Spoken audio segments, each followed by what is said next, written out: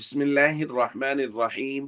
عن أبي الدرداء رضي الله تعالى عنه قال قال رسول الله صلى الله تعالى عليه وسلم: أكثر الصلاة علي يوم الجمعة فإنه مشهود تشهده الملائكة. الحدیث رواہ ابن ماجہ۔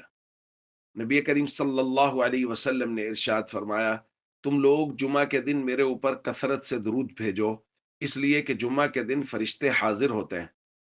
پھر فرمایا، وَإِنَّ أَحَدًا لَن يُصَلِّيَ عَلَيَّ إِلَّا عُرِضَتْ عَلَيَّ صَلَاتُهُ حَتَّى يَفْرُغَ مِنْهَا۔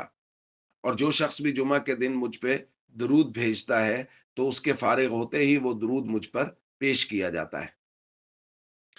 دوستو، جمعہ والے دن کثرت سے درود پاک پڑھنے کے بہت سے فضائل بیان کیے ہیں، اور نبی کریم صلی اللہ علیہ وسلم نے باقاعدہ اس کی ترغیب بیان فرمائی ہے۔ اور بعض روایات میں می یوم الجمعہ و لیلۃ الجمعہ کا لفظ ہے کہ جمعہ اور شب جمعہ میں کثرت سے درود پاک پڑھا جائے۔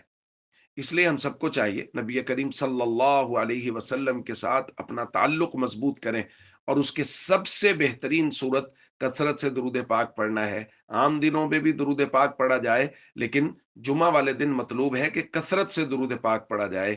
اسی لیے چند ہفتوں کے بعد درود پاک کے فضیلت پر جمعہ والے دن درس بھیجا جاتا ہے، کیونکہ درس کا مقصد ہے کہ ہم مضبوطی اور پختگی کے ساتھ اپنے عمل پہ کھڑے ہو جائیں، یہ مقصد ہے، معلومات میں اضافہ مقصد نہیں ہے۔ اس لیے ہم سب کو چاہیے جمعہ اور شب جمعہ میں کثرت سے درود پاک پڑھنے کا معمول بنائیں۔ السلام علیکم ورحمۃ اللہ وبرکاتہ۔